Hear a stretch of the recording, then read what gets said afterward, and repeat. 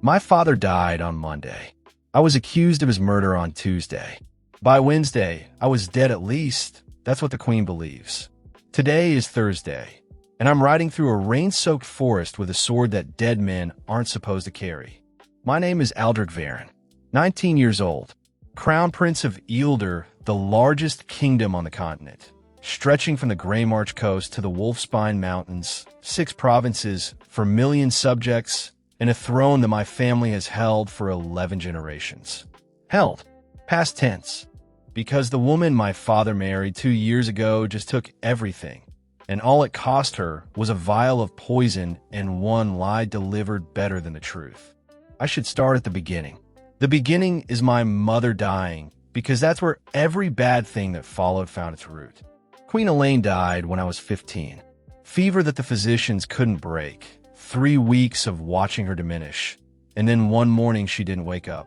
My father, King Edric, the steady, the just, the man whose judgment had held a kingdom together for 30 years, broke in a way that didn't show on the surface, but restructured everything underneath. He governed the same. He spoke the same. But the thing behind his eyes that used to be certainty became something emptier. 2 years later, he married Lady Seraphine Blackmore. House Blackmore. Old blood, old money, old ambitions. Lord Blackmore controlled the Western Marches, rocky, harsh, strategically positioned, and garrisoned by 2,000 soldiers called the Black Cloaks, who answered to no one but their lord. A political marriage, my father said. Stability. Alliance. The Western Marches secured through marriage instead of war. Seraphine was beautiful the way a blade is beautiful, something you admire precisely because you understand it can cut. She smiled at court, charmed the council, placed her hand on my father's arm at public functions with the practiced warmth of someone who studied warmth without ever feeling it. I didn't trust her, but I was 17, and 17-year-olds who don't trust their stepmothers are a cliche that nobody takes seriously. I should have been taken seriously. The last months of my father's life, he weakened. Slowly, not a sudden collapse, but a gradual dimming, as if someone were turning down a lamp one fraction at a time. The physicians diagnosed exhaustion, then age, then a wasting illness they couldn't name, which is what physicians call things they can't explain and don't want to admit they can't treat. Seraphine sat at his bedside every night, brought his medicines. Personally, I don't trust the servants with this, she said, and the court admired her devotion. The queen who nurses her dying husband. What loyalty! What love! The medicines were the poison. I know this now. I suspected nothing, then not her. Not the medicines. Not the careful patience of a woman who poisoned her husband in increments measured not in days, but in weeks, letting the damage accumulate until it looked like nature rather than murder. My father died on a Monday evening. Quiet. In his sleep. The kingdom mourned. I mourned. Seraphine mourned loudest, which should have been to tell, because genuine grief doesn't perform. Tuesday.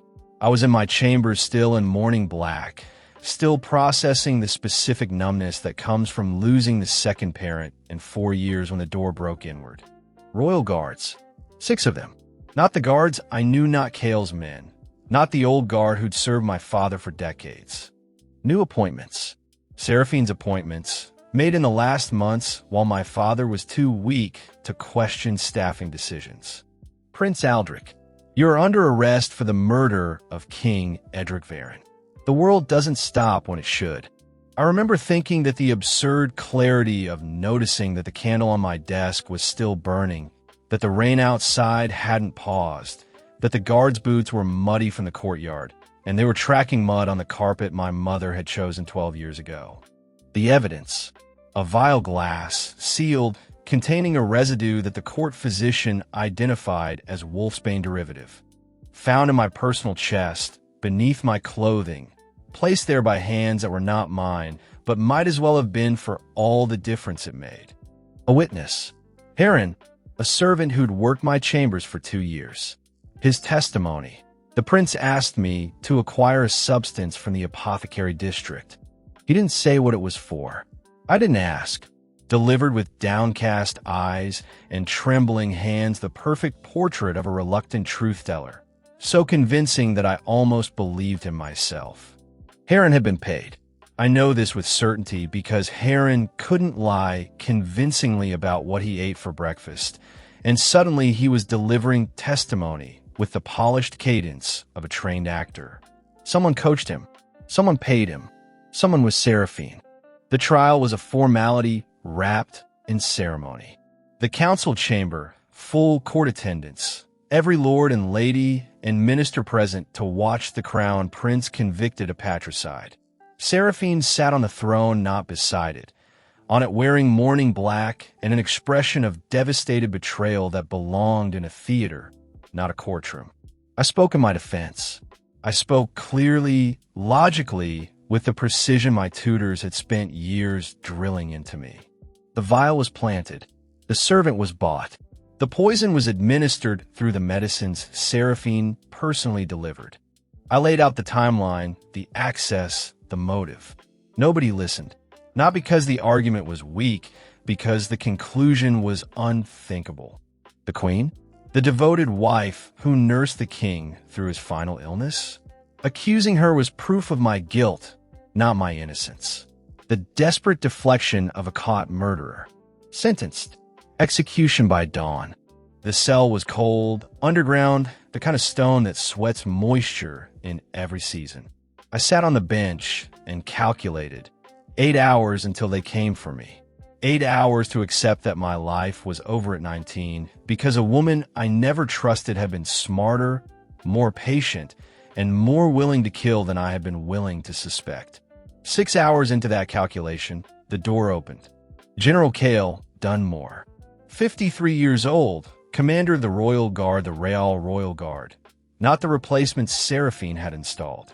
The man who taught me to hold a sword at 12, to read a battlefield at 15, to think 3 moves ahead and plan for the 4th. My father's most trusted soldier, and I realized in that moment, the only person in the castle who still trusted me. He didn't speak. He moved. 2 guards outside, not his men. Seraphine's appointments dealt with by a method I didn't see and didn't ask about. The jailer, a man named Aldrin, opened the cell door with keys that jangled loud enough to wake the dead. But the dead man in the next cell, a prisoner who died of fever that afternoon, roughly my height, roughly my build, was past waking. The body goes in your cell, Kale said. Your clothes go on the body.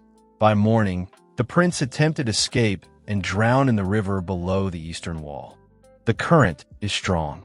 The body will be difficult to identify. You're framing my death. I'm ensuring your survival. The difference matters. He handed me a sword, his sword, the one he'd carried for 30 years, the blade I'd learned my first parry against. The passage beneath the east wall. I showed you when you were 14 during the siege drills. You remember? I remembered. A tunnel, old, built during the castle's original construction 3 centuries ago, designed as an escape route for the royal family during siege. My father had sealed it decades ago. Kale had quietly unsealed it last month, planning for exactly this moment, I realized. He'd seen this coming before I had. Why didn't you warn me? Because you wouldn't have believed me. You loved your father too much to believe his wife was killing him, and you trusted the court too much to believe they'd convict you. I needed you to see both truths before I could save you from them. He was right. I hated that he was right. The tunnel was narrow, damp, smelling of 3 centuries of disuse and the specific geology of limestone dissolution.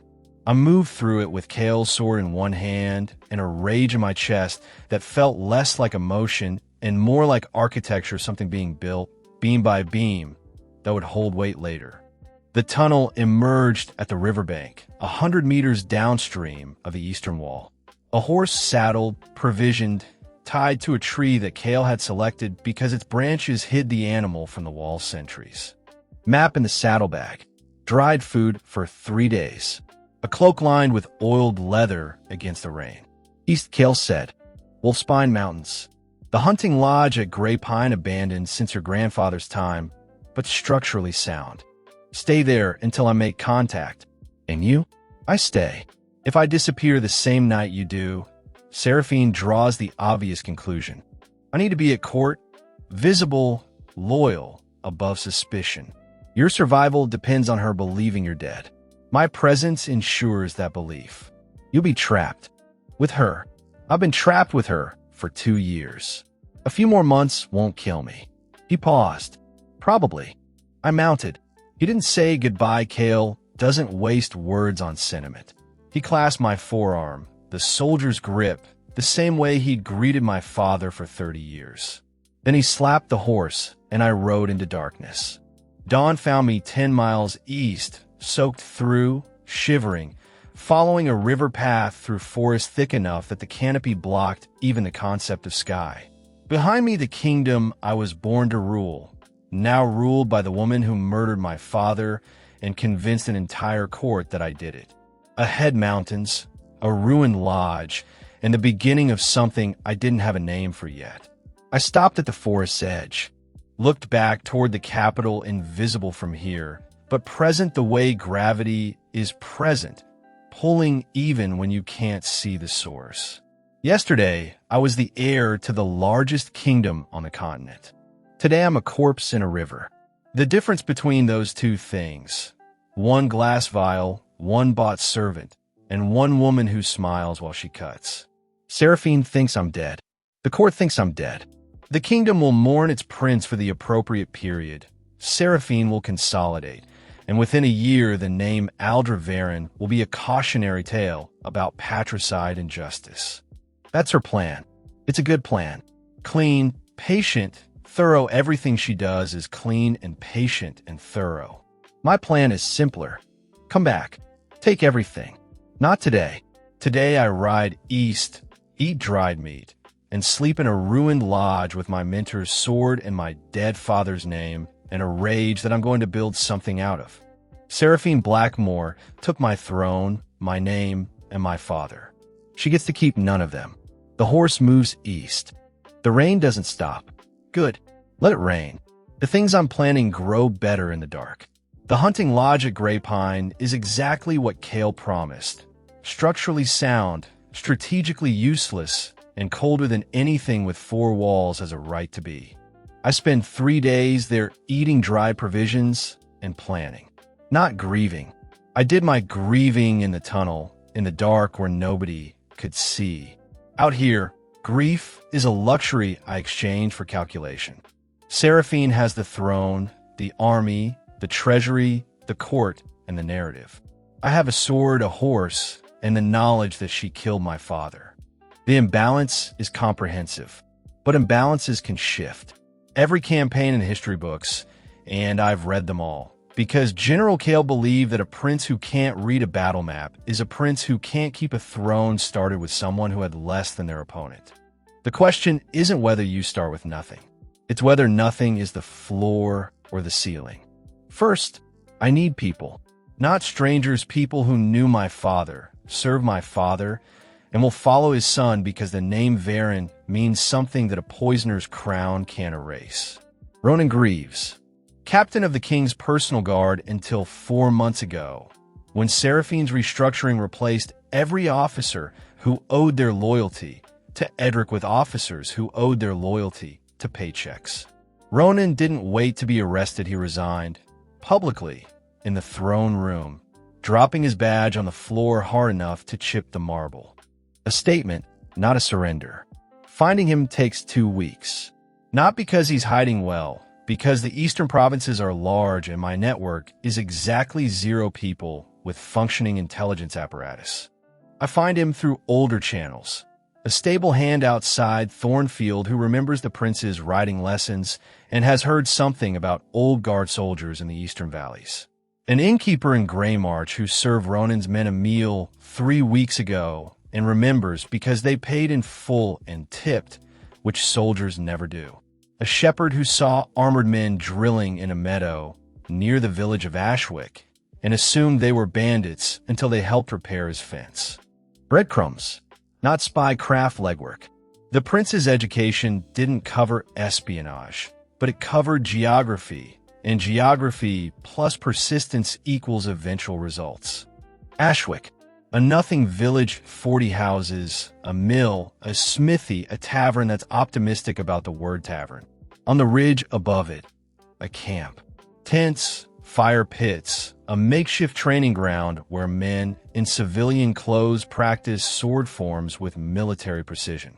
I count 30, armored or armed, each one carrying themselves with a specific posture of career soldiers who've been told to stop being soldiers and have refused. I ride into camp at midday because subtlety isn't an option when you're trying to convince people you're alive. The sentries spot me, 2 men who move to intercept with the coordination of people who've drilled together for years. State your name and purpose. I pull back my hood. The sentry on the left, older, scarred, a man I recognize from Palace Hallway Patrol, stops walking.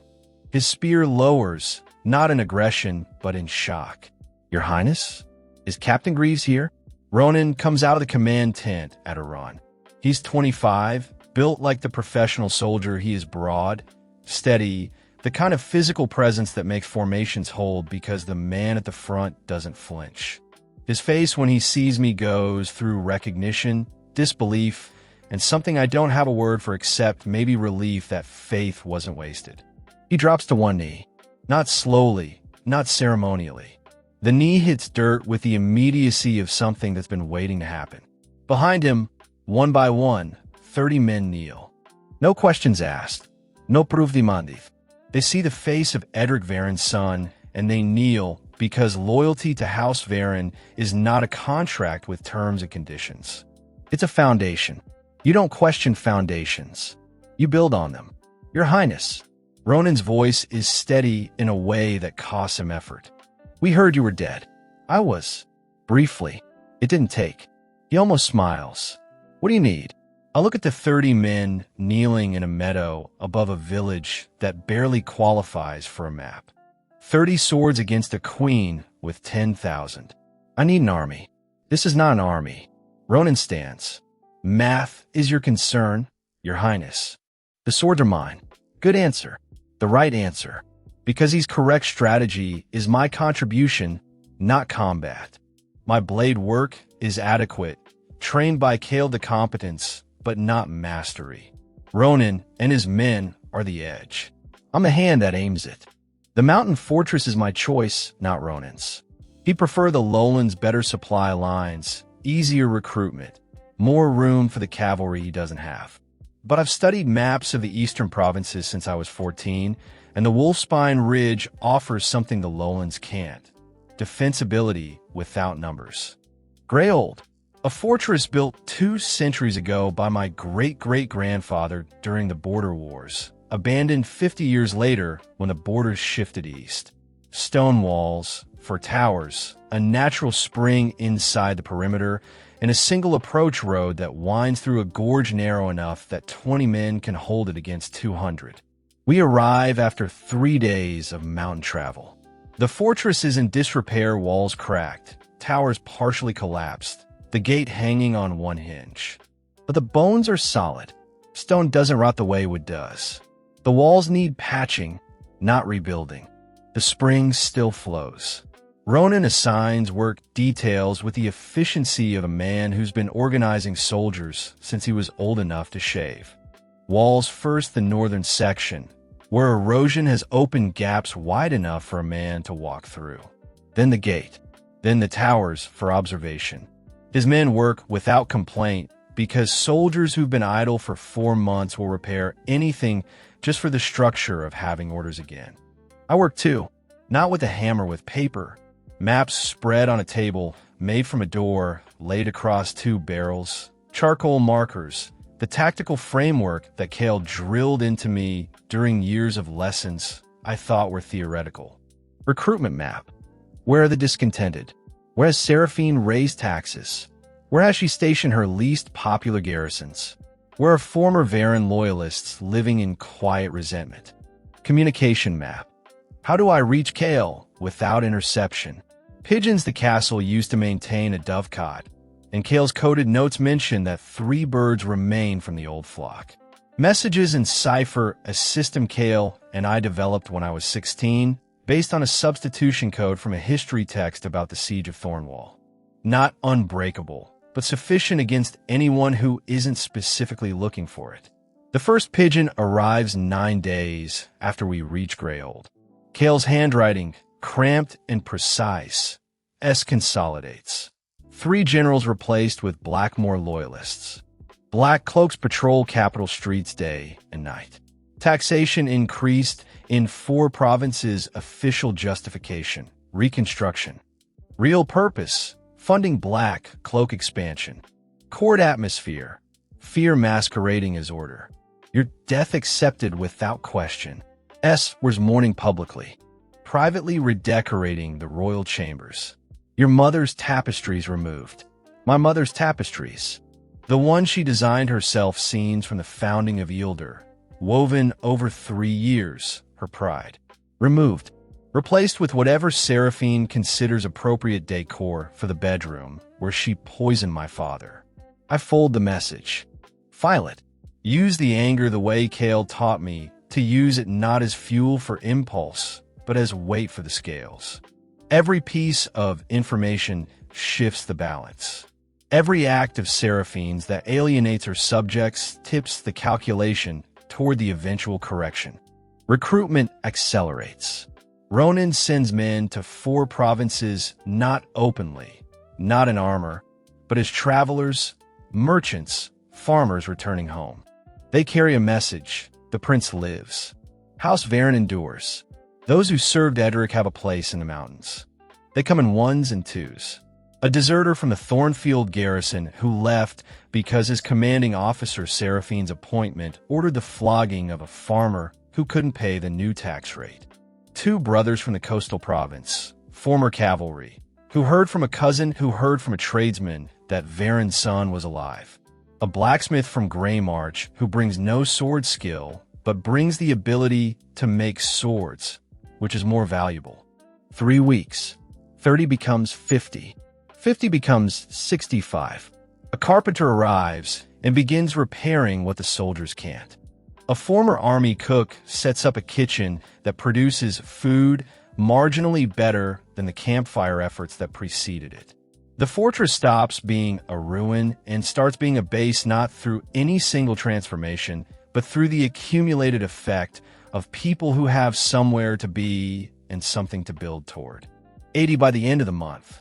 80 men and women who've left whatever remained of their lives under Seraphine's rule to follow the name of a dead prince in the mountains, where comfort is a concept and certainty is a memory. Not an army. Not yet. But the foundation of one, laid in stone, and loyalty and the specific stubbornness of people who'd rather sharpen swords in the cold than bend knees in the warm. Kale's second message arrives on a night when the mountain wind is loud enough to mask conversation and cold enough to make conversation brief. Suspects organize resistance, not your survival, but someone working against our interests. Increased patrols on trade routes. Black cloak presence in eastern provinces doubled. Tax collection escorts now armed with crossbows. Be cautious with supply movements. She doesn't know who or where. She knows something. She knows something. Not enough to find us, not enough to name us, but enough to feel the shift in pressure that happens when a kingdom's obedience stops being total and starts being conditional. Good. Let her feel it. Let the uncertainty cost her sleep the way it cost me mine. Evening. The great hall of Greyhold, great being generous, since the ceiling leaks and the fireplace smokes and the table is still a door on barrels. But the fire is warm and the walls are solid and 80 people are sleeping safely behind them. Ronan sits across from me. He's been on his feet since dawn, supervising wall repairs, drilling recruits, settling a dispute between 2 former cavalrymen about whose horse gets the better stall. There are 3 horses and 2 stalls, so the math required intervention. The fire crackles. We eat stew, bread, nothing remarkable, everything sufficient. I carried you once, Ronan says. Not looking at me, looking at the fire. The way men look at fires when they're reaching for something in their memory that the flames can illuminate. When? Your father's coronation anniversary. The 20th, the big celebration. You were 5. The banquet lasted past midnight. I was assigned to the family's personal guard that evening. Around 11, your mother found me and said, "Ronan, the prince has fallen asleep under the dessert table and won't wake up. Please handle this." I don't remember this. You were asleep under a dessert table. I wouldn't expect detailed recall. He picks at his bread. I carried you from the banquet hall to the royal chambers, through the entire court, past every lord and lady in attendance. You weighed less than my sword. Ivegron. In every sense, your highness. He looks at me. The firelight makes the scar on his jaw look deeper. You were 5, and you slept through the most important night of the year because you were tired and the dessert table was comfortable. I carried you, and it was the simplest duty I'd ever performed. Keep a child safe. Bring him home. He doesn't finish the thought. He doesn't need to. The unspoken completion hangs between us. I'm doing the same thing now. Keeping the child safe. Bringing him home. The duty hasn't changed. The child has. I eat my stew. He eats his bread. The fire pops, and the wind howls, and 80 swords sleep in a mountain fortress that nobody knows exists yet. Tomorrow, more recruitment, more planning, more messages from Kale, each one a thread in a web I'm weaving from 300 miles away with pigeons and patience. The math isn't in our favor. 80 against 10,000. But math changes. Seraphine knows this. It's why she's raising taxes and doubling patrols and removing tapestries and sitting on a throne that still smells like my father's reign. She can feel the shift. She just can't see where it's coming from. Good. The best strategies are the ones you don't see until the numbers have already changed. And the numbers are changing. The perimeter alarm goes off at 2 a.m., 2 sharp whistles from the Northern Sentry. The signal for unauthorized approach, single individual, not immediately hostile. I'm out of the hall with my sword before the second whistle fades. Ronan is already there, because Ronan sleeps with one eye open and both ears pointed at the walls. We reach the northern gate together. The sentry has someone on the ground. A figure small, fast, caught trying to climb the wall rather than approach the gate, which indicates either desperation or contempt for conventional entry points. The sentry has her arms pinned and her face in the dirt, and she's expressing her opinion of this arrangement in 3 languages, 2 of which I recognize and 1 of which might be invented specifically for the occasion. Get your hands off me, you barn-raised, sword-carrying, absolutely useless excuse for a... Who are you? I ask. She turns her head, dirt on her cheek, fury in her eyes, the specific composure of someone who's been in worse positions than face down at a sentry's feet and survived all of them. I'm Mira Ashford. My father was Lord Ashford of the Thornwood, the one your stepmother beheaded 3 months ago for the crime of not bending fast enough. I escaped while they were still carrying his head to the gatehouse. Untie me if you want intelligence worth more than your 80 swordsmen, or leave me here and continue your rebellion with the strategic awareness of a drunk horse. Ronan looks at me. I look at Ronan. How does she know we have 80? He asks. Because I counted the cooking fires from the ridge. Mira says, still face down. 14 fires, 5 to 6 men per fire. Your camp discipline is adequate. Your perimeter security is mediocre. And your northern wall has a gap behind the 3rd tower that a child could climb through, which is how I got in before your sentry noticed. You're welcome for the security audit. I nod at the sentry. He releases her. She stands, brushes dirt from her clothing, traveling cloak, leather boots, a belt with 2 knives that the sentry apparently missed, which supports her assessment of our security, and faces me with the practiced directness of someone who grew up at court and learned that time spent on pleasantries is time stolen from purpose. How do I know you're not Seraphine's spy? I ask. The question is necessary, not because I believe it or anger is too specific, too personal to be performed, but because asking it in front of Ronan and the sentry establishes protocol. Because Seraphine killed my father, seized our lands, burned our house, and distributed our family's assets to 3 lords whose loyalty she purchased with my inheritance. If I'm a spy, I'm the worst spy in the history of espionage, because my motive for wanting her dead is visible from considerable distance. She's not wrong, Ronan observes.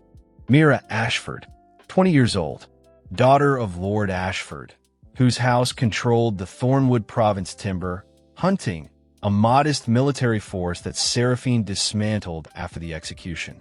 Mira grew up at court, not in the provinces. Her father sent her to the capital at 12 for education and political exposure, which means she spent 8 years watching the machinery of power from the inside. She knows things, not secrets patterns. Who visits whom after council meetings?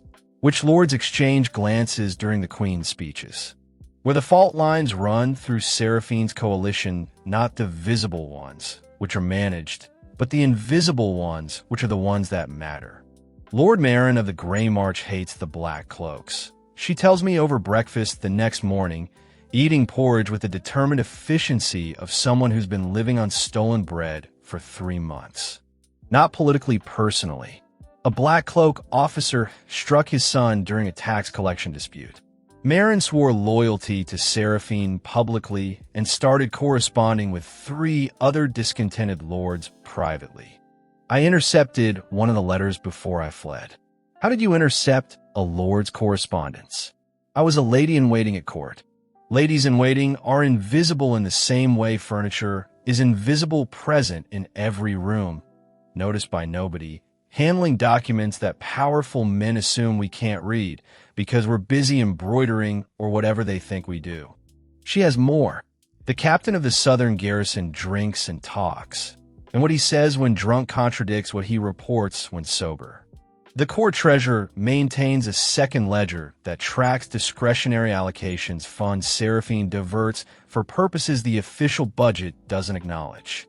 A servant in the royal kitchens has a brother in the provinces who carries messages for anyone who pays, and Mira knows his rates. You've been building intelligence for 3 months? Alone? As a fugitive? I've been building intelligence for 8 years. As a lady-in-waiting. 3 months alone, just remove the pretense of embroidery. I give her a role, head of intelligence. Not because I trust her fully. Trust at this stage is a liability I can't afford, but because her information is actionable and her analysis is precise, and the alternative is continuing to operate blind in a kingdom where the Queen has eyes everywhere and I have pigeons. Mira builds a network in 3 weeks. Not from scratch, she activates connections she's maintained since court. Servants who owe her favors, she helped one avoid a false theft accusation. Another, she connected with a physician for a sick child. Merchant to remember the Ashford name with respect, and Kale, whose position at court becomes exponentially more valuable with a dedicated handler coordinating his reports. The network produces its first actionable intelligence on day 18, a tax caravan. 200,000 gold coins. Annual taxation from 3 eastern provinces, collected under Seraphine's doubled rates, escorted to the capital by 40 Black Cloaks, the Queen's personal soldiers, House Blackmore veterans, the best equipped and most loyal force in the kingdom. The caravan follows the King's Road through the Ashimere Valley, a 2-day journey with a scheduled guard rotation at the Millbridge Way station. Mira provides the route, the schedule, the guard rotation timing, the name of the Black Cloak commander and his combat tendencies: aggressive, overconfident, treats escort duty as beneath him.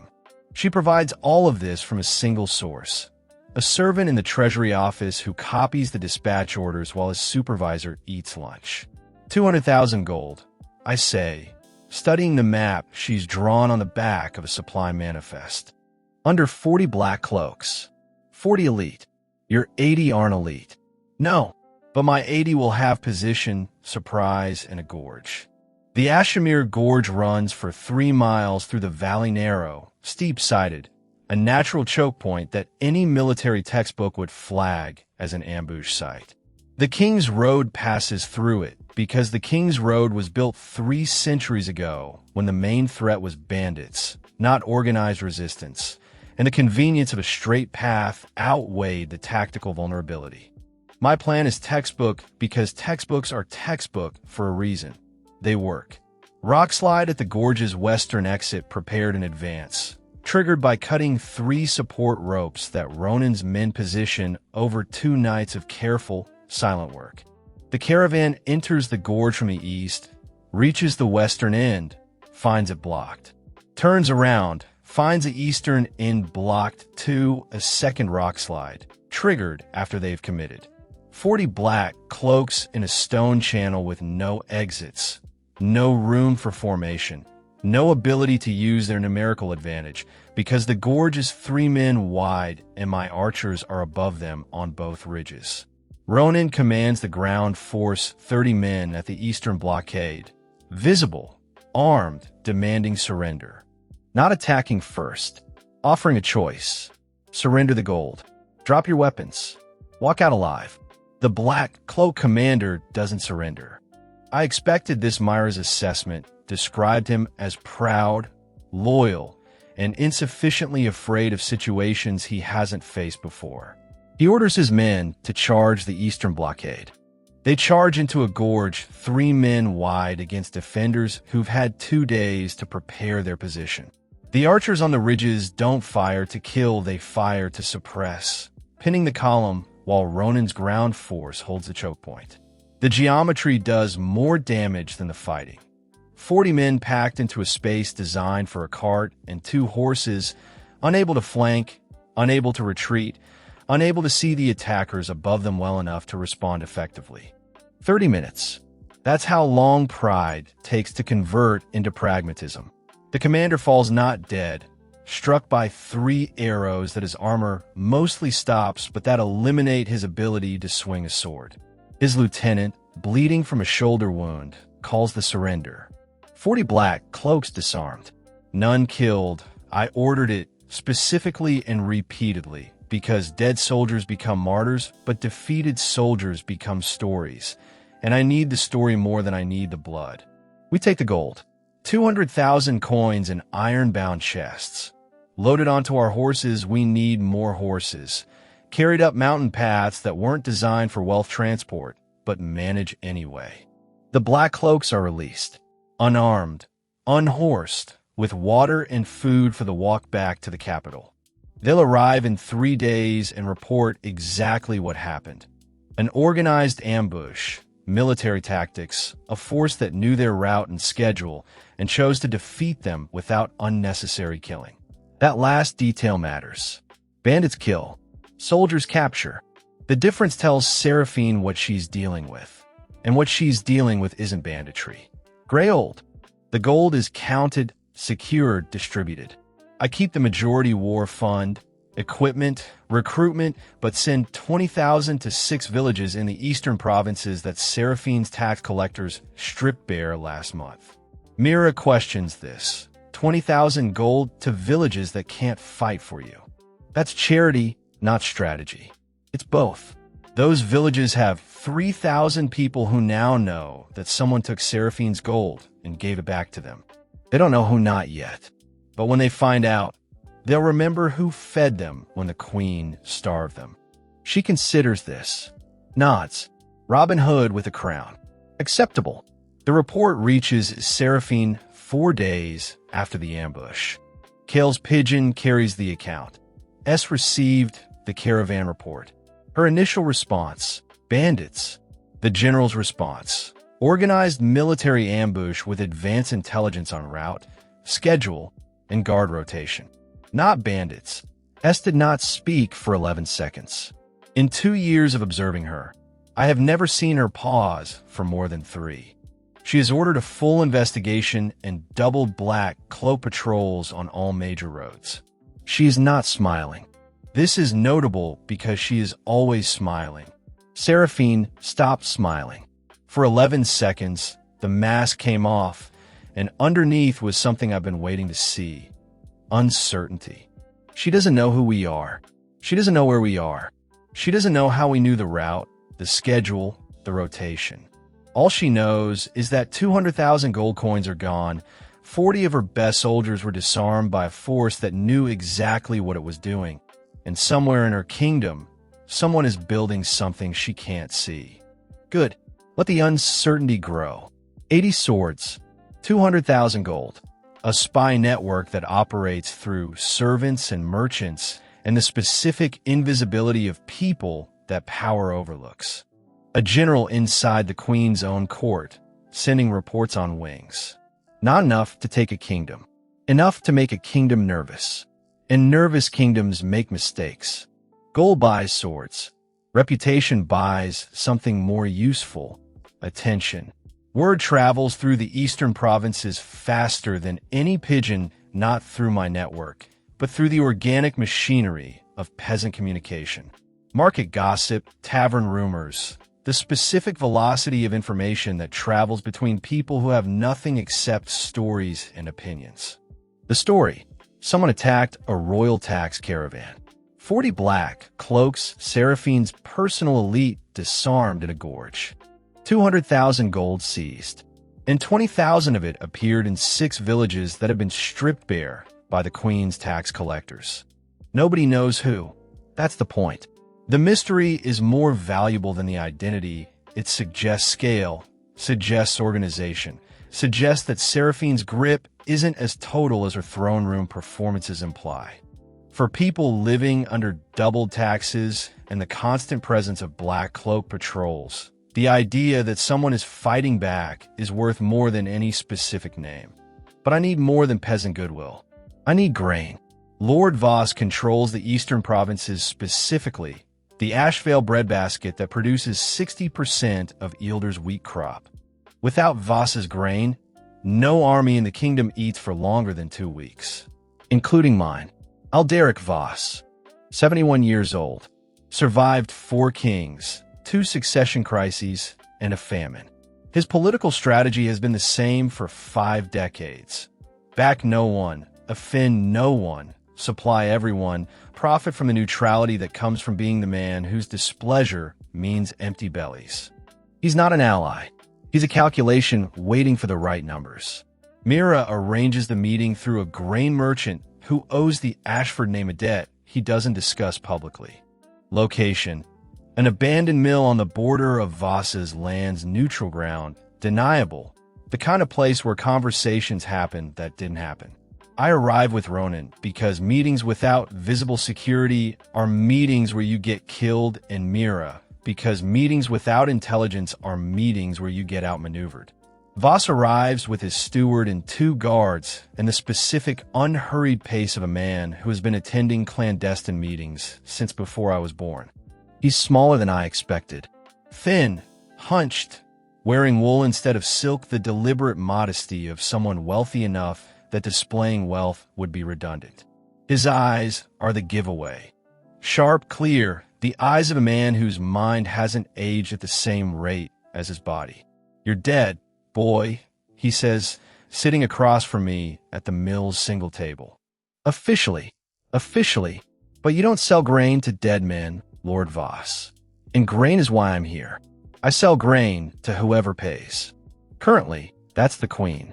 She pays on time, in full, with the implied threat that not selling means my granaries burn. It's a functional relationship. It's a relationship with an expiration date. I prepared for this not with rhetoric, with numbers. Seraphine raised taxes across 4 provinces. Your eastern lands are next. The Black Cloaks have begun inspecting your granaries. Not confiscating, not yet, but inspecting is the first step. Within a year, she'll institute a royal procurement mandate, fixed prices, mandatory quotas, with the crown as sole buyer. Your profit margin drops by 60%. Within 2 years, your province operates at her discretion, not yours. Voss doesn't blink. He's heard threats before. What makes him listen isn't the threat, it's the precision. I'm not guessing at his margins or his risk exposure. I know his numbers because Myra's network includes a clerk in the Eastern Revenue Office who copies procurement orders while his supervisor inspects warehouses. You can wait until she takes your grain through legislation. I continue. Or you can support the legitimate heir who will restore the old tax rate and guarantee autonomy for the eastern provinces. In writing, sealed, legally binding. The words of a boy without a throne are wind. The boy without a throne has 200,000 gold, 200 swords, an informant inside the queen's court, and a girl who knows exactly how much you spent on your third wife's household last quarter. Mira, from the corner where she's been standing still enough to be mistaken for furniture, 47,000 gold, including a horse for her brother. Lovely animal. Frisian, if I'm not mistaken. Boss looks at Mira, looks at me. The calculation behind his eyes is audible decades of political survival computing the odds on a new variable. You have intelligence inside the court. You have gold from a stolen caravan. You have 200 men in the mountains. He folds his hands. You don't have an army. You don't have allies beyond this room. And Seraphine has 10,000 swords and the legitimacy of a crown. Legitimacy she took from a dead king she murdered. The crown is stolen. The swords follow the crown. When the crown changes heads, the swords follow. Bold claim. From a boy sitting in an abandoned mill. 3 months, Lord Voss. Give me grain for 3 months. If I don't take the capital in that time, you never saw me. The grain was sold through normal channels. The receipts show standard provincial distribution, and Aldervaren remains a dead prince in a river. And if you take the capital, then you're the lord who backed the rightful king before anyone else dared. And your autonomy guarantee is the first document I sign. Silence. The mill creaks in the wind. Dust moves through light from a cracked window. A 70-year-old lord and a 19-year-old prince sit across a table and measure each other with the specific patience of people who understand that the next words determine the shape of everything that follows. 3 months, Voss says.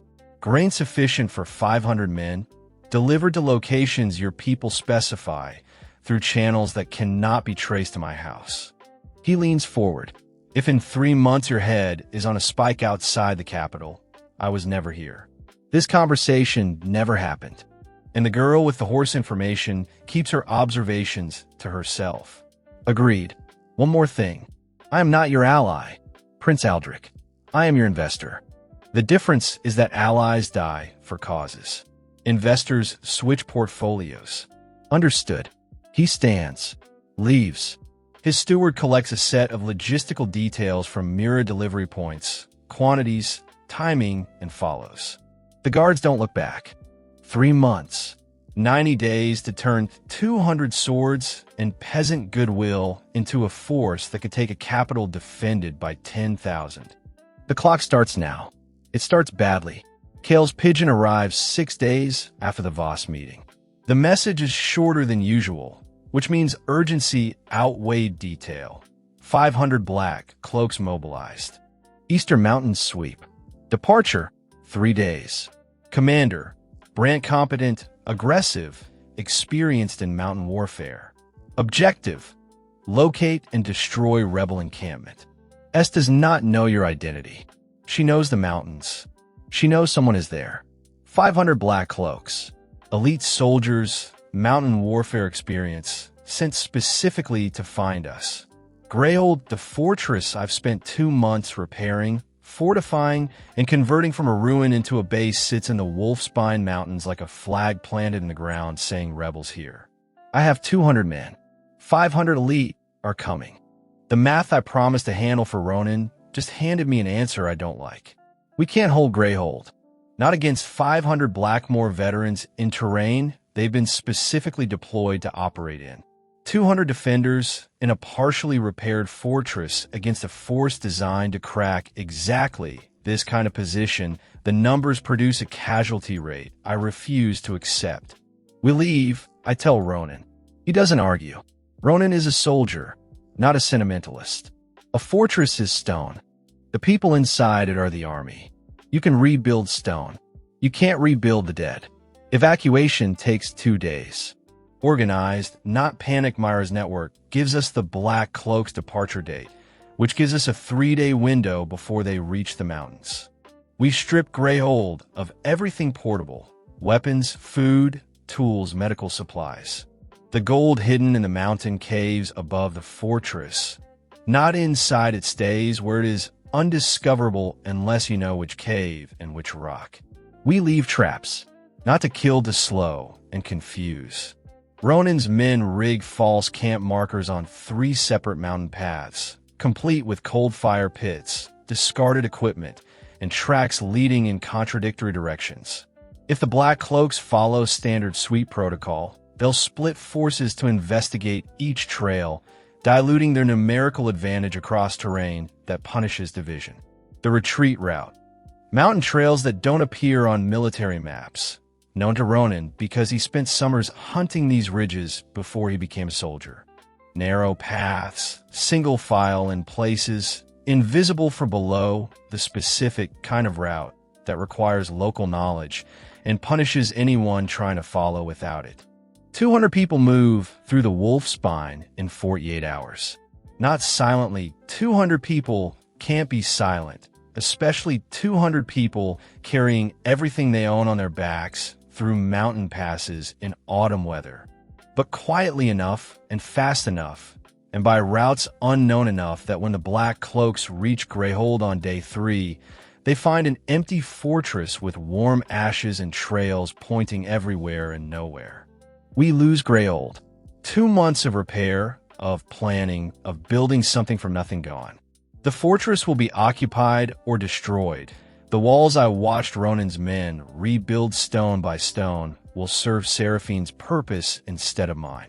We also lose 12 people wounded during the rapid evacuation, injuries from mountain travel that Ronin's field medics treat with limited supplies.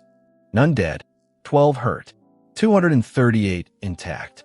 The gold hidden, the network operational, the alliance with Voss undiscovered. We settle in the Ardmore Forest 50 miles south of the mountains. Enormous, ancient, canopy so thick that aerial observation is useless and ground pursuit is a nightmare for anyone unfamiliar with the terrain. Not a fortress and network. Mira designs the layout. 6 hidden camps, connected by trails only our people know, dispersed enough that finding one doesn't compromise the others. No more single bases. Lesson learned. Evening. A stream in Ardmore, cold and clear, running over stones that have been here longer than any kingdom.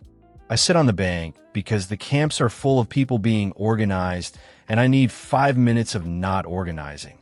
Mira finds me. She has a talent for appearing in moments of vulnerability, which is either emotional intelligence or espionage instinct. Possibly both. She sits beside me, doesn't ask permission. Mira doesn't ask permission for things she's already decided to do. Are you all right? I lost a fortress I spent 2 months building. You kept the people you spent 3 months recruiting. Seraphine is winning. Seraphine is winning rounds. Mira picks up a stone from the stream, turns it in her fingers. You're building a war. Rounds don't matter in a war. Momentum matters. And right now, her momentum is costing her 500 soldiers deployed to mountains where they'll find nothing, while yours is feeding villages and recruiting from every province she's squeezed too hard. She's right. I know she's right. The strategic assessment is sound. Seraphine is reacting, not controlling. The caravan loss forced her to divert Black Cloaks from the capital. The mountain sweep costs resources and produces nothing. Every action she takes to find us weakens her position somewhere else. But knowing it and feeling it are different things when you're sitting by a stream in a forest with the echo of a fortress you built and abandoned still settling in your chest. My father would have held Greyhold, I say. Not self-pity assessment. My father was a warrior king. He would have found a way to defend the walls. Your father would have died at Greyhold, Mira says. Not cruelly precisely. 200 against 500 in a fixed position is a siege he loses in a week. He was a warrior. Warriors hold ground. You're a strategist. Strategists choose which ground to hold. You're saying retreating was right. I'm saying retreating was alive. Right can be debated. Alive can't. She stands, drops the stone back in the stream. 3 months, Voss said. We've used 12 days. 78 left. Stop sitting by streams and start planning how to use them. She walked back toward camp. I watched the stream run over the stone she dropped. It doesn't stop the water, finds a path around the obstacle, adjusts its current, continues. Strategists choose which ground to hold, and which to give up, and when to stop mourning the ground they've lost and start measuring the ground ahead. 78 days, 238 swords. A grain supply from a lord who calls himself an investor, not an ally. A spy network built by a girl who learned espionage by watching court intrigue from behind an embroidery frame. A general trapped inside the enemy's court, sending coded messages by pigeon. And a queen who stopped smiling for 11 seconds and hasn't fully restarted since. The stream runs south. I follow it back to camp. Time to build. 53 days left on Voss's clock. Army, 240 swords, growing by 3s and 5s as deserters and volunteers filter into Ardenmoor through Myra's network. Not fast enough. The math problem hasn't changed, it's sharpened. Seraphine commands roughly 10,000 soldiers, 8,000 Royal Army, now under Blackmoor-appointed generals, plus 2,000 Black Cloaks House Blackmoor's personal force, fanatically loyal. I have 240. Even accounting for quality, surprise, and tactical advantage, 240 doesn't take a capital. I need something the textbooks don't count: the population. For a million people in Eilder, most of them peasants, most of them suffering under Seraphine's doubled taxation, all of them potential allies if given a reason. I don't need them to fight. I need them to open doors, hide soldiers, block streets, refuse orders, and make every city in the kingdom hostile territory for Black Cloak patrols. A popular uprising isn't an army, it's an environment. It turns the ground itself against whoever the ground doesn't want. But peasants don't rise for a ghost. They don't follow a rumor or a faceless Robin Hood stealing caravans. They follow a name, a face, a person who stands in front of them and says, "I am real, and I am here, and what was done to you is wrong. I need to stop being dead." Mira argues against it loudly, precisely, with the specific frustration of an intelligence operative watching her asset volunteer to become visible. If Seraphine learns you're alive, she doubles the hunt. Everything we've built, the network, the forest camps, the supply lines, becomes a target with your face on it. Right now we're ghosts. Ghosts are hard to kill. Princes on horseback are easy. Ghosts can haunt. Princes can rule. I didn't come back to haunt Seraphine. I came back to take her throne. You came back to take her throne alive. Revealing yourself puts a price on your head that every bounty hunter and ambitious lord in the kingdom will try to collect. And it puts a name on the rebellion that every discontented farmer, merchant, and soldier will rally behind. Secrecy got us 240 swords in 3 months. How many more months of secrecy before we have enough? She calculates. Her face provides the answer before her mouth does. Too many. More months than Voss's grain covers. More months than Seraphine's patience allows. This is a terrible decision, she says. It's the only decision. Terrible and only aren't mutually exclusive. Ronan's position is simpler. Say the word, Your Highness. I'll have the banner ready. The banner. Gold eagle on blue field house Varen standard.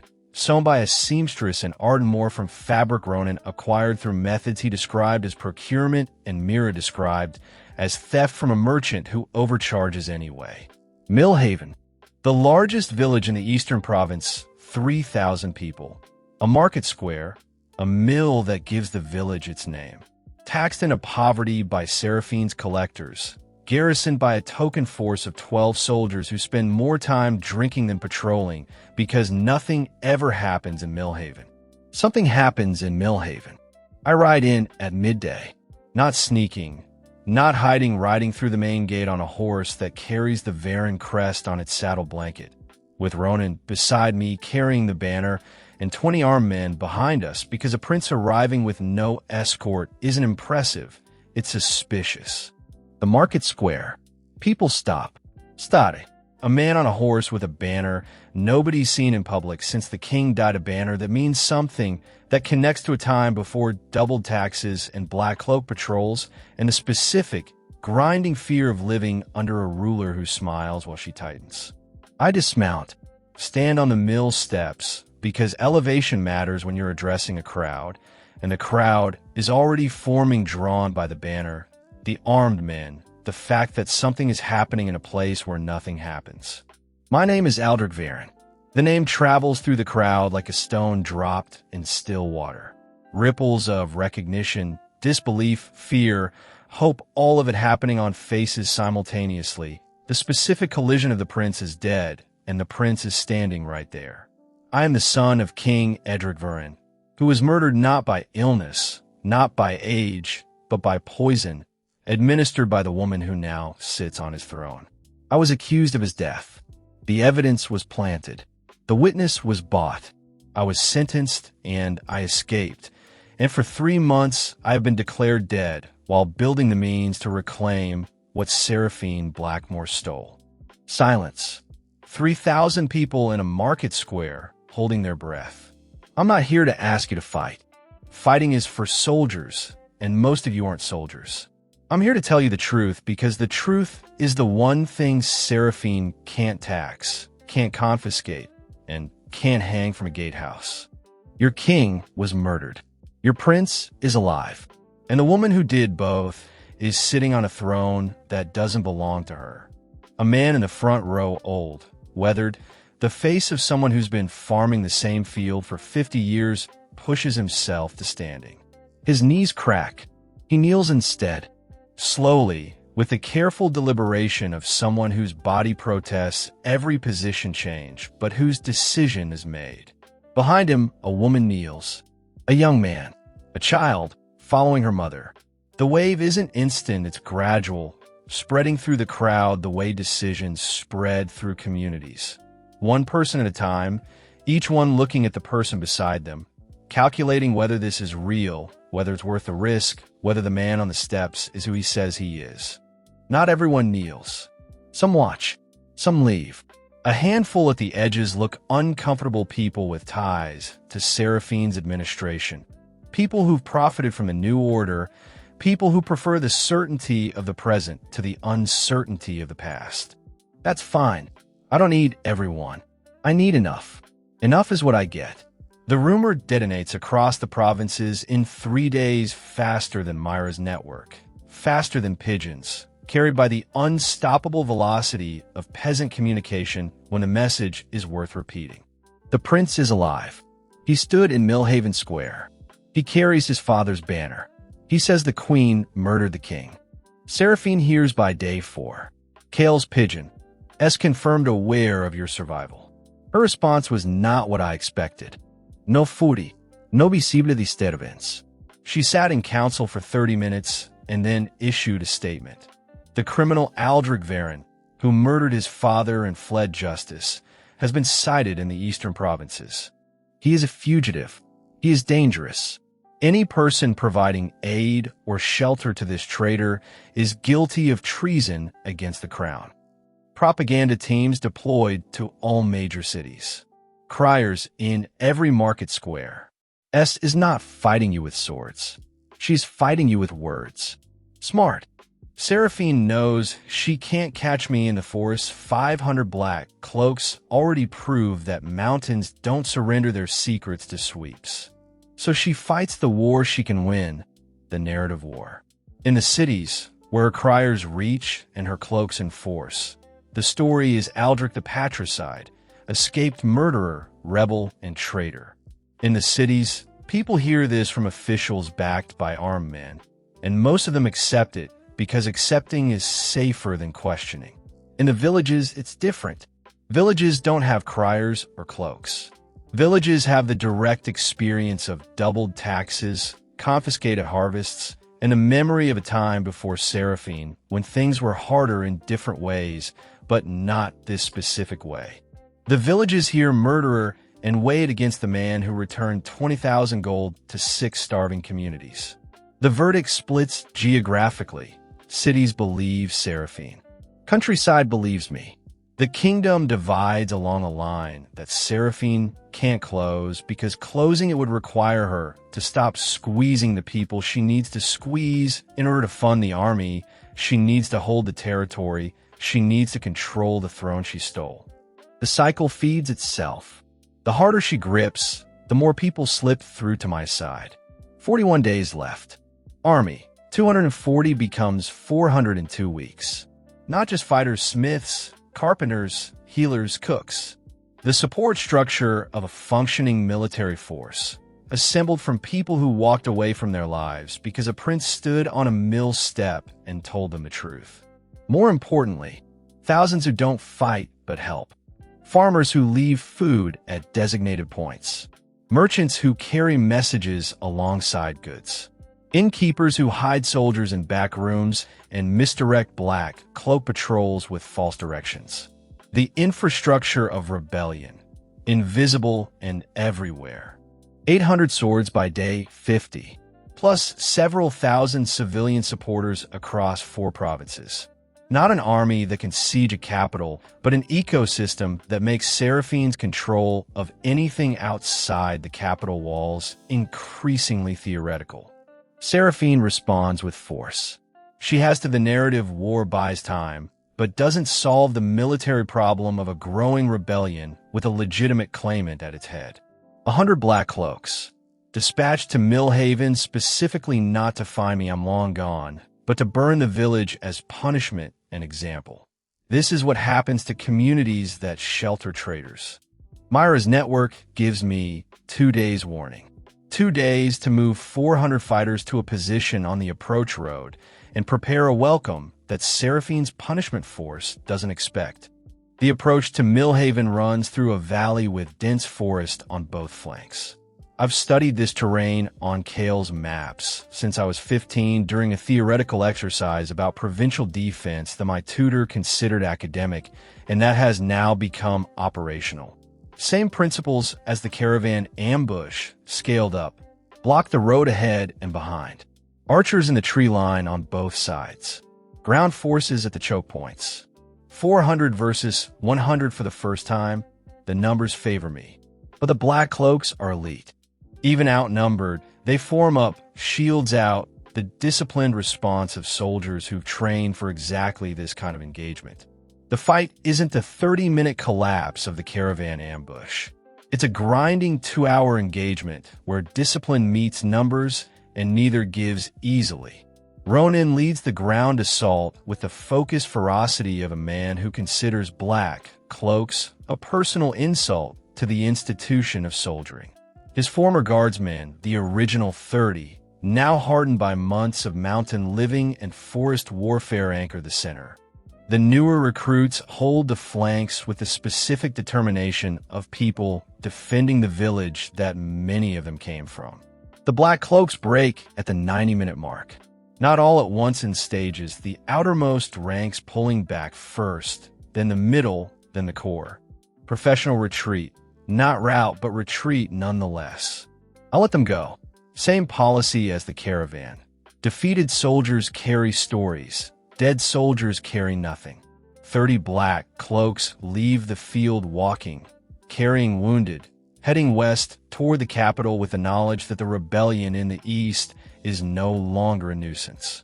It's a military force. Millhaven stands. The village that was supposed to burn as an example becomes an example of something else entirely. The prince protects what the queen punishes. The recruiting effect is immediate. 800 becomes 1,000 within a week. People who were waiting to measure whether the prince was real, whether the rebellion had teeth, whether joining was courage or suicide, see 100 black cloaks defeated and a village preserved, and they decide. Kale's report. S received the Millhaven report. She did not speak for the remainder of the council session. Canceled her evening appointments. Retired to private chambers. Her steward reports she broke a mirror. I have served 4 monarchs. I have never seen one break furniture. This is either fury or fear. Both are useful. Fury or fear. Both useful, both dangerous. A cornered queen with 10,000 swords and nothing to lose is a different kind of opponent than a confident one. 31 days, 1,000 swords, a kingdom splitting along fault lines that Seraphine created with her own policies, widening with every tax increase and every punitive expedition. The clock ticks, the ground shifts, and somewhere in the capital, a queen who hasn't smiled in weeks is looking at a map that shows her control shrinking by the day. 31 days to take it all back. Time to stop building and start marching. Day 89 of 90. Tomorrow is Vasa's deadline. Tomorrow is also the day I take back my father's throne or die trying, which makes the deadline somewhat redundant. The army, 1,200 fighters trained, armed, fed on Vasa's grain, and motivated by 3 months of watching a prince build something from nothing. Plus 3,000 armed civilians, farmers with repurposed tools, craftsmen with hammers, merchants with the specific courage that comes from having calculated the cost of an action and found it higher than the cost of rebellion. Not enough to storm a capital defended by 10,000, which is why I'm not storming. 3 components, simultaneous, coordinated to the hour. Each one insufficient alone, together sufficient. The plan lives on a map spread across a table in the Ardmore command camp, not a door on barrels anymore. We've upgraded to an actual table, donated by a carpenter who joined in month 2 and considers proper furniture a moral imperative. The map shows the capital, walls, gates, streets, barracks, the palace at the center. Mira, Ronan, and I've been over this map every night for 2 weeks. Kale's intelligence delivered by pigeon and increasingly urgent shorthand fills in the details that maps can't show. Guard rotations, patrol patterns, which barracks hold loyal soldiers and which hold black cloaks, where the gates are weakest, where the streets are narrowest. Component 1. Kale. The general has been inside Seraphine's court for 3 months. Visible, loyal, above suspicion the perfect mole, hidden in plain sight behind 30 years of service and a reputation no queen dared destroy because the soldiers love him more than they love the crown. He hasn't been idle. Quiet conversations in barracks halls, after training, over meals. Not recruitment reminder. Remember who you served before. Remember the oath you took to House Varen. Remember that the woman on the throne isn't the one you swore to follow. 2,000 soldiers regular army, not black cloaks, have privately indicated willingness to switch allegiance when the signal comes. Not betrayal. Return. They swore oaths to Edric Varen's line, and Seraphine isn't that line. The oath never transferred because oaths don't work that way, no matter what the court lawyers say. Component 2. The people. Myra's network in the capital has grown from servants and merchants into something larger, a cellular structure of artisans, shopkeepers, guild members, and urban poor who've spent months receiving quiet messages and quieter instructions. On the signal day, barricades on 6 key intersections, blocking the streets between Black Cloak Barracks and the palace. Gate crews, dock workers, mostly strong enough to operate the massive mechanisms, will open the eastern gate from inside. Not fighting. Obstruction. The difference matters. Fighting gets civilians killed. Obstruction ties up military resources without direct combat, turning every barricaded street into a delay that costs Seraphine minutes she doesn't have. Component 3. 1,200 fighters, Ronan commanding the vanguard, marching through the eastern gate the moment Myra's people open it. Straight through the merchant quarter, across the crown square, to the palace gates. The signal. 3 fires on 3 towers: the eastern watchtower, the harbor lighthouse, and the bell tower of the Cathedral of Founding. When all 3 burn simultaneously, every component activates. Kale switches the barracks. Myra's cells raise barricades. A march. Coordination is everything. If Kale moves too early, Seraphine locks down the barracks before the switch completes. If the barricades go up too late, Black Cloaks reach the palace before I do. If I march before the gate opens, 1,200 men stack up against a wall designed to stop exactly this. Timing. The strategist's weapon. Every campaign in every history book I've ever read was decided not by who had more swords, but by who used them at the right second. Dawn. Day 90. The march begins in darkness, 1,200 men moving through the final miles of farmland between Ardmore and the capital, silent except for the unavoidable sounds of that many feet on that much road. 3,000 armed civilians follow at distance, ready to secure territory behind us as we advance. The capital appears at first light. Walls gray against a gray sky, towers catching the earliest sun, banners Seraphine's banners, the Blackmore black on silver hanging from every gatehouse. A city that used to fly my family's eagle now flies the colors of the woman who killed my father and stole his seat. I watch from the tree line. Ronan beside me, armored, calm with the particular stillness of a man who's been waiting for this moment since the night he dropped his badge on the throne room floor. Ready? I asked. Since the day she sat on a chair, Your Highness. Myra's runner arrives at 5:47 a.m. Breathless, young, one of the dock workers' sons who carries messages through the city's sewer system because it's the one infrastructure Seraphine's patrols don't cover. Gates ready. Cells ready. Waiting for the signal. I send a response. Light the fires. 3 minutes pass. Then the eastern watchtower. A column of flame, visible for miles, orange against the gray dawn. The harbor lighthouse follows, 7 seconds later. The cathedral bell tower for seconds after that. 3 fires. The city wakes up to a skyline that's burning in 3 places, and most citizens don't understand what it means. But the people who need to understand, the 2,000 soldiers in the barracks, the cell leaders on 6 intersections, the dock workers at the eastern gate understand perfectly. The eastern gate opens. Not quickly, the mechanism is old, heavy, designed for controlled access rather than speed. But it opens, the massive Timberandaran doors swinging inward as dock workers haul chains that haven't been pulled without authorization in decades. Move, I say. Ronan doesn't need the word, he's already moving.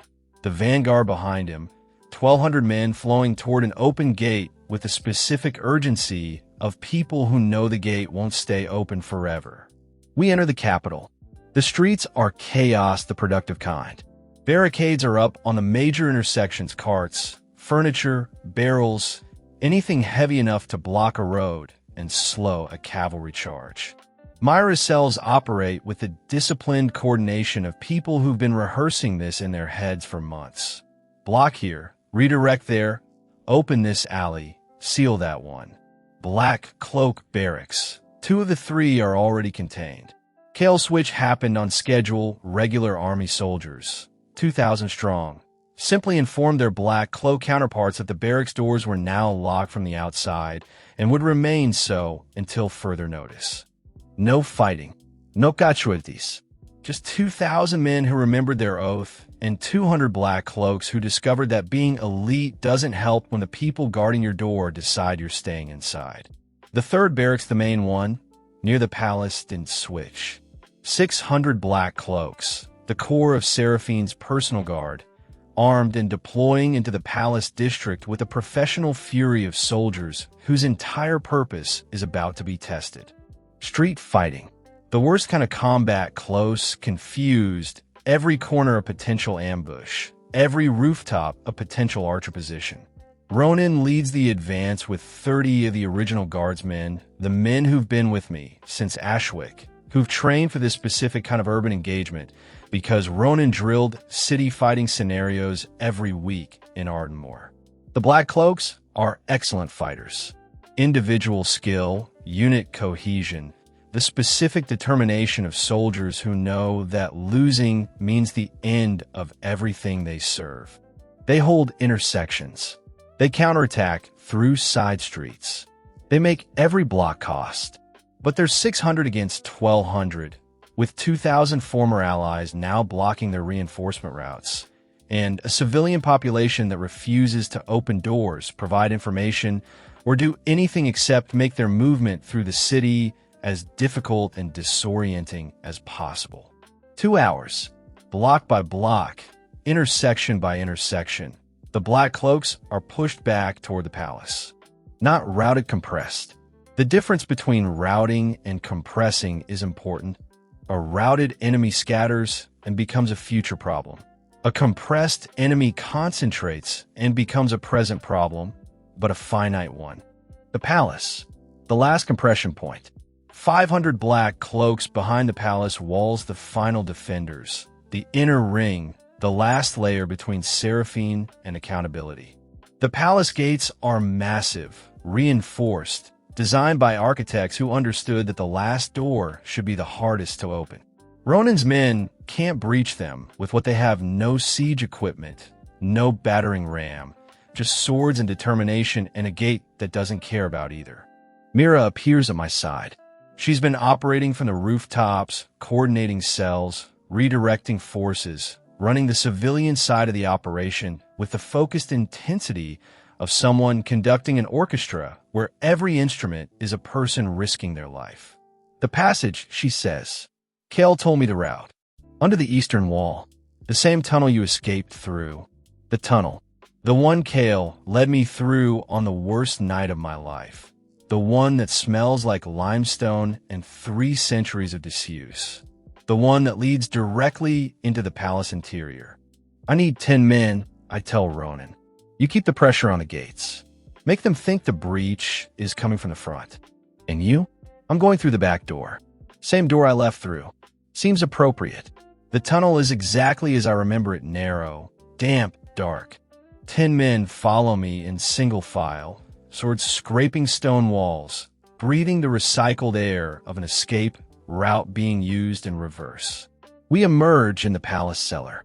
Servants' quarters empty, evacuated or hiding. Up the stairs, through corridors I walked every day for 19 years. Past rooms where I ate dinner with my father and studied with Kale and avoided Seraphine's gaze because something in it always felt like a calculation. The throne room doors. Oak, carved with the Varan eagle. The same doors my grandfather commissioned. The same doors Seraphine walks through every morning to sit on a chair that belongs to my family. I push them open. Myra's people have opened the palace gates from inside. The 10 men I brought through the tunnel split, half to the gate mechanism, half with me. The gates swing open. Uno es forspourin. Black Cloaks in the courtyard face enemies from 2 directions, front and interior, and the compression becomes a collapse. Fighting in the courtyard. Brutal, short, the specific violence of conflict's final minutes when everyone knows the outcome and the only question is the cost. Ronan's men push through. Black Cloaks fall back to the throne room steps. And there, on the steps, in full royal regalia, crown on her head, gown of Blackmore silver and black, hands folded, posture flawless, stands Seraphine. She doesn't run. I knew she wouldn't. Seraphine Blackmore doesn't run because running would acknowledge that what's happening is an emergency, and acknowledging emergencies is an admission that control has been lost, and Seraphine does not lose control. Not visibly. Not ever. The courtyard falls quiet. Ronan's men hold position. The remaining Black Cloaks, 30, maybe 40, the last of the last, form a line at the base of the steps. Shields up, swords drawn, the final gesture of soldiers who've run out of ground to defend. I walk forward, through the courtyard, through the space between armies, past the bodies and the broken weapons and the evidence of everything this morning cost. Ronan walks behind me. Mira flanks left, and Kale emerging from the palace interior. Having walked through the building he served in for 30 years, gray-haired, straight-backed, wearing the same armor he wore the night, he carried me through a tunnel flanks right. Seraphine watches us approach. Her face is composed. Perfect composure. The same mask she's worn since the day she entered this court. The same performance that convinced the kingdom she was a grieving wife instead of a calculating murderer. Seraphine. Boy. She says it the way she's always said it, with the particular diminishment of someone who sees age as authority and youth as presumption. You made a mess of my courtyard. Your courtyard. My palace. Semantics. Law. Inheritance law, specifically. The throne passes through Varen blood. Your blood is Blackmore. The crown on your head is borrowed. Borrowed. Her lips thin. I built what your father was too weak to hold. The Western Alliance, the trade agreements, the military restructuring, all mine. He was dying long before I helped him along. The kingdom needed strength. I provided it. You provided poison and fear and a throne room where the tapestries my mother wove were replaced with your family's banners. I stop at the base of the steps, close enough to see her eyes, and in them, for the first time, something that isn't performance. Not fear, not regret, certainty. The absolute, unshakable certainty of a woman who believes everything she did was necessary and would do it again without changing a single step. What now, boy? Execution? A sword on the steps, blood on the marble. The crowd cheering while the tyrant falls? Is that your ending? No. Trial. Public. Every witness, every document, every bought servant and planted vial and forged evidence laid out in front of the kingdom you claim to serve. Not my judgment, the kingdom's. Something in her composure shifts not a crack, but a recalculation. Execution she was prepared for. A trial means something worse than death for a woman who lived behind a mask. The mask removed, publicly, permanently, in front of every person who ever believed it. A trial, she repeats. The word sounds different in her mouth. Smaller. Ronan, take the crown. Escort the queen to the cells.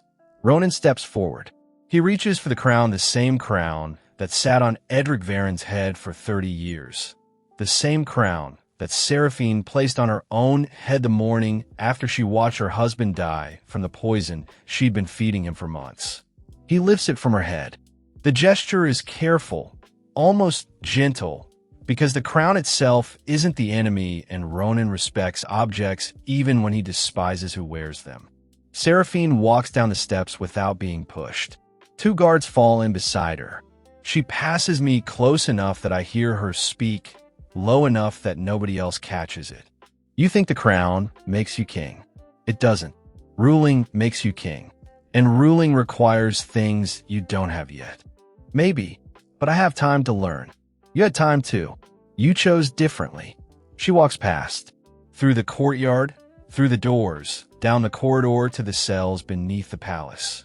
The same corridor I walked in chains 3 months ago. The same cell, probably. The same stone bench where I sat and calculated 8 hours until dawn. Symmetry, not poetic structural. The architecture of consequences. The courtyard is quiet.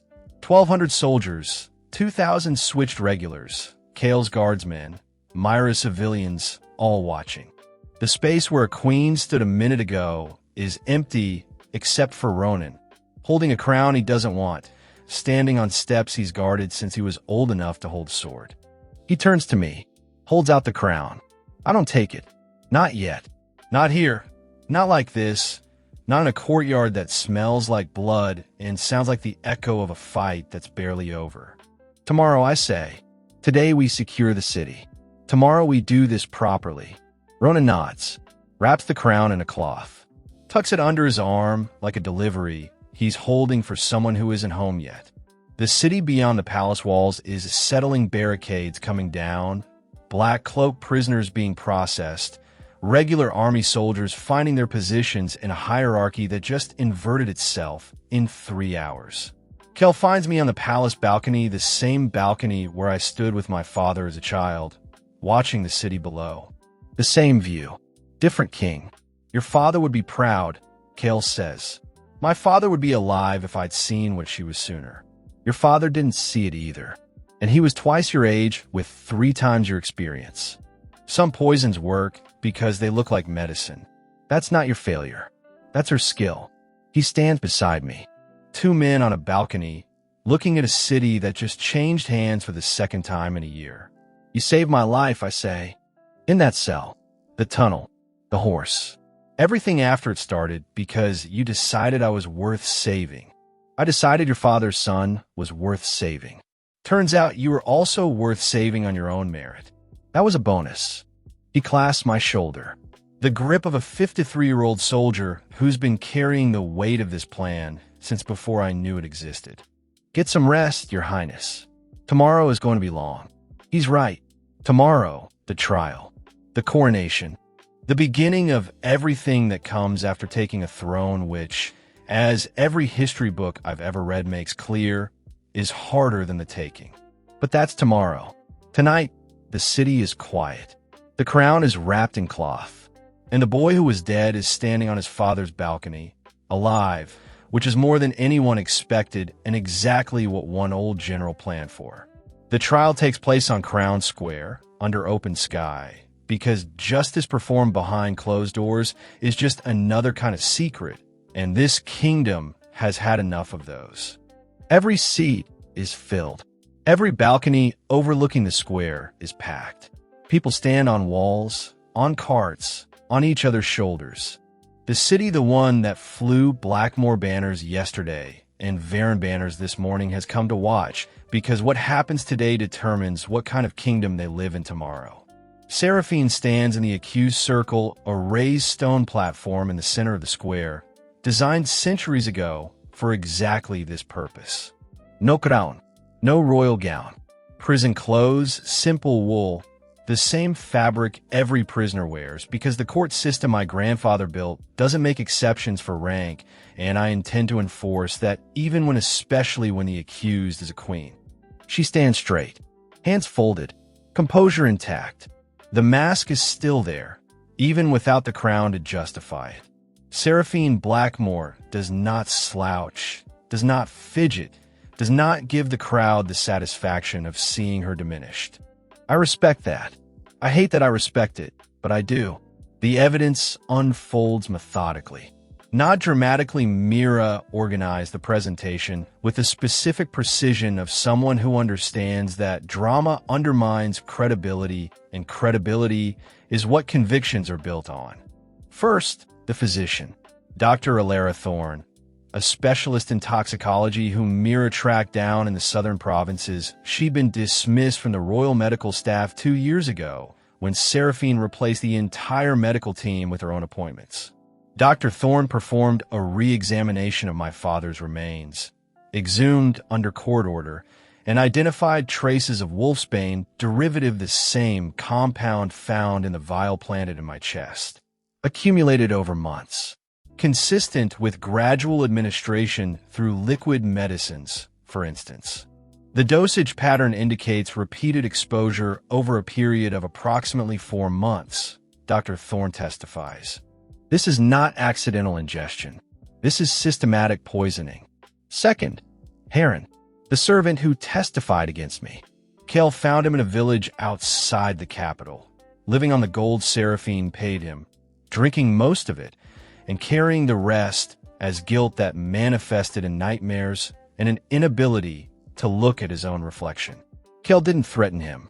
Kale sat across from him in a tavern and told him the truth. The prince is alive, the prince is coming back, and the truth will surface with or without his cooperation.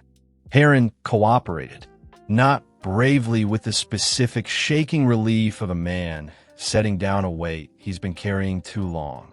The Queen's steward approached me. Heron testifies, voice unsteady but audible. He offered gold. He gave me the words. He placed the vial on the prince's chest while I distracted the chamber guard. I was told it was necessary for the kingdom's stability. I wanted to believe that. Third, the letters. Found in Seraphine's private chambers during the palace, securing correspondence between Seraphine and her brother, Lord Blackmore, spanning 18 months. The letters outline everything. The timeline of the poisoning, the plan for framing me, the post-succession strategy for consolidating Blackmore control over the throne, the military, and the treasury. Written in code, which Mira broke in 3 hours because Seraphine used a substitution cipher based on the Blackmore family motto, and Mira had memorized every noble family's motto by the time she was 13. She wrote it all down, Mira told me when she presented the decoded letters. Every step, Every contingency, filed and organized. She ran a coup the way you'd run a business with documentation. Why would she keep evidence of her own crime? Insurance. Against her own allies. If Lord Blackmore ever turned on her, she had proof that he was equally complicit. Mutuelle destruction. The same principle she used to hold the court together. The letters are read aloud. Selected passages, presented by the court advocate, heard by every person in Crown Square. The specificity is damning dates, dosages, instructions to the steward about vial placement, a note to her brother that reads, "The boy will be convicted by Tuesday." The river story is prepared. By week's end, the Varon line ends and we begin. The boy. She called me the boy in her private correspondence. The same word she used on the throne room steps yesterday. Not a name, a category. Something to be managed, not considered. Seraphine listens to the letters with the same composure she's maintained throughout. When the reading is complete, the court advocate asks if she wishes to speak in her defense. She does. "My defense is simple," she says. Voice clear, carrying to every corner of the square without effort a lifetime of public speaking in rooms designed for royal addresses. Edward Varon was a weak king. His weakness was tolerated because he was kind, and kindness is a quality people confuse with competence. The kingdom's borders were threatened. The treasury was declining. The Western Alliance, which I personally negotiated, was the only thing preventing invasion from the Grey March border. She pauses, scans the crowd, not looking for sympathy, looking for the specific faces of lords and ministers who benefited from her rule, reminding them silently that they were complicit in the system she built. I did what the kingdom required. The method was harsh. The result was stability. If that makes me a criminal, then every monarch who's ever made a difficult decision in service of their people stands accused alongside me. Silence. The kind that follows a statement so confident, so entirely devoid of remorse, that the crowd needs time to process whether they're hearing conviction or delusion. I stand, not from the throne, I haven't sat on it yet. From the judicial bench, the position designated for the presiding authority, because today I'm not king. Today I'm the accuser. The kingdom needed justice.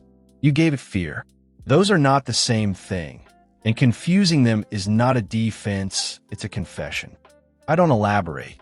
Elaboration would be rhetoric, and rhetoric is Seraphine's language. Facts are mine. The court finds Seraphine Blackmore guilty of regicide, conspiracy, false prosecution of the crown prince, and abuse of royal authority. The sentence, life imprisonment, not execution. The murmur that crosses the square tells me half the crowd expected execution, and a significant portion wanted it. Seraphine poisoned their king, framed their prince, doubled their taxes, and garrisoned their streets with foreign soldiers. Execution would satisfy something in them that wants blood for blood. I won't give it. Not because Seraphine deserves mercy. The word mercy implies a moral framework she rejected when she measured wolfsbane into my father's medicine cup. Because execution makes her a martyr, a symbol, a story that Blackmore loyalists can wrap in grievance and carry forward for generations. Life imprisonment makes her irrelevant. Irrelevance is worse than death for a woman who defined herself by control. Seraphine hears the sentence. Her composure, the mask, the performance, the lifelong discipline of never showing what's underneath holds for 3 seconds. Then something behind it shifts. Not a crack, a recalibration. The understanding that she'll spend the rest of her life in a stone room, unseen, unheard, while the kingdom she claimed to serve forgets her name. For a woman who lived to be seen, invisibility is the cruelest sentence I could deliver. And I deliver it without raising my voice. She's led away, through the square, past the crowd that watches in the specific silence of people witnessing the end of something. No cheating, no cheating, just watching, because the sight of a former queen in prison while walking through the square, where she once received ovations, is a thing you watch the way you watch a building fall, with the understanding that what's happening is irreversible and significant and not quite real. House Blackmore, stripped of titles, lands, and military authority. The Black Cloaks, those who surrendered, are disbanded and offered integration into the regular army under new command. Those who fought to the end face individual tribunals. Lord Blackmore himself, arrested at his western estate 2 days after the capital fell, joins his sister in the cells. The coronation happens the same afternoon because momentum matters and because waiting gives uncertainty time to grow into instability. Simple. I insisted. My father was crowned in gold and ceremony, 30 years of tradition, every lord in attendance, a feast that lasted 3 days. I'm crowned in armor on the square among the people who fought to put me here. Kale places the crown. I asked him specifically because no one else has the right, not by rank, not by protocol, but by the specific authority of a man who carried a 5-year-old prince from under a dessert table and a 19-year-old prince from a prison cell. His hands are steady. 53 years old, 30 of them in service to the Varan line, and the last duty he performs as a soldier is also the most important. The crown settles on my head. It's slightly too large. My father's head was broader than mine. I'll grow into it, or it'll be adjusted. Either way, the square reacts. Not the roar of a crowd celebrating a champion, the deeper, slower sound of people acknowledging a transition. This is real now. The dead prince is king. The stolen throne is returned. The name Varan hangs above the palace gate again. And what it means from this day forward is something that hasn't been written yet. Ronan stands behind the throne where he belongs, where he will stand for the rest of his career. The man whose first duty was carrying me from a ballroom and whose current duty is ensuring no one approaches my back without his permission. Commander of the Royal Guard, effective immediately by my first official decree. He doesn't smile. Ronan doesn't smile during duty, but the set of his jaw, the specific angle that means satisfaction without display, tells me everything his discipline won't allow his face to say. Mira, head of Royal Intelligence. The title is new. There was no such position under my father, because my father trusted his court and his court betrayed him. I will not repeat that architecture. Myra's network, built from servants and merchants and embroidery frame espionage, becomes an institution. Royal Intelligence, she says, testing the title. Sounds official. It is official. Does it come with a budget? A generous one.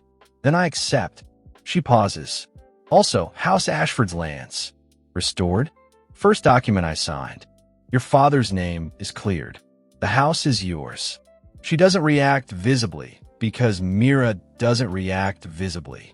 But her hand, the one holding the intelligence briefing she brought to my first official meeting, trembles once before she steadies it. General Kale. I offer him any position he wants: commander of the army, minister of defense, whatever title carries the weight his service deserves. He declines. I carried you when you were 5. I saved you when you were 19. That's 2 duties, and both are complete. He removes his gauntlets, leather, worn, shaped by 30 years of grip, sets them on the table. I'm tired, Your Highness. Not of service, of standing. My knees have earned a chair by a fire. You've earned more than that. I've earned a right to watch you be a good king from a comfortable distance. Don't disappoint me. I won't. That's what they all say. He stands, clasps my forearm the last time, the soldier's grip, the same gesture across 3 decades and 2 Varan kings. Your father would be proud. Your mother would be prouder. She always had better judgment. He walks out. Retirement. A cottage on the eastern coast, which I provide because it's the least the crown can offer a man who saved its continuity, and which Kale accepts because the sound of waves is apparently preferable to the sound of politics. Lord Voss receives his autonomy guarantee, written, sealed, legally binding, exactly as promised in an abandoned mill 90 days ago. He reads it at the signing ceremony with the specific satisfaction of a man whose investment returned precisely as projected. The boy keeps his word, Voss says. Unusual for a king. Get used to it. At my age, I get used to nothing. But I acknowledge pleasant surprises. Evening. The coronation celebrations continue in the streets, bonfires, music, the specific noise of a city that's been holding its breath for months and finally exhaling. Not joy exactly, relief. Joy comes later, when the relief settles and people start believing the change is permanent. I stand on the balcony of the throne room. The same balcony where I stood with my father when I was young enough to believe that the view from up here meant everything was visible and therefore everything was manageable. The view is the same. The city below is the same stone and wood and lives stacked on top of each other in the compressed density of a capital. Torches and windows on walls, carried through streets by people celebrating or simply walking home or standing outside their doors to look at a sky that feels different tonight, even though nothing about the sky has changed. My mother's tapestries are back on the walls. Mira found them in a storage room. Seraphine had removed them, but not destroyed them. Perhaps she planned to. Perhaps she kept them for the same reason she kept the letters. Insurance, leverage, something to hold over the past as proof that she'd surpassed it. They hang where they always hung. The founding scenes, the woven history of a kingdom my mother loved enough to stitch into fabric. They look right. Footsteps behind me. Mira. She walks onto the balcony with the quiet authority of someone who's decided this is where she needs to be and hasn't bothered checking whether she's invited. The city's calming down. The eastern districts are secure. Black Cloak holdouts in the merchant quarter surrendered an hour ago. Kale's barracks transfer is complete. All regular army units are under loyalist command. Thank you, Mira. She stands beside me, looks at the city. For a moment, neither of us speaks, not because there's nothing to say, but because the silence after 6 months of running, building, fighting, and planning is a thing worth experiencing without interruption. Will you manage? She asks, not as head of intelligence. As a person, I think about the question. Really think, because it deserves more than reflex. My father used to say, the crown doesn't give you rights. It gives you obligations. I adjust the crown, still too large, sitting slightly forward, my father's crown on a head that hasn't finished growing. I spent 6 months getting this back. Now I'll spend the rest of my life earning it. Good answer. The only one. She stays. The torches burn below. The city lives wounded, tired, uncertain, but alive and moving and looking at the palace with something that might become trust if given enough time and enough reason. I look at the crown's shadow on the balcony floor. My father wore it for 30 years and made it look natural. I've worn it for 6 hours and it still feels borrowed. Maybe it should feel borrowed. Maybe the moment a crown stops feeling borrowed is the moment you start believing it's yours by right rather than responsibility. And that's the moment you become Seraphine. I'll keep it feeling borrowed. Every day, as a reminder, the tapestries hang behind me. The city burns with celebration below me. The crown sits on my head, slightly too large, carried by a boy who started in a rain-soaked forest with one sword and one name and one burning refusal to stay dead. King Aldrich Varen. First day. Everything that matters starts here.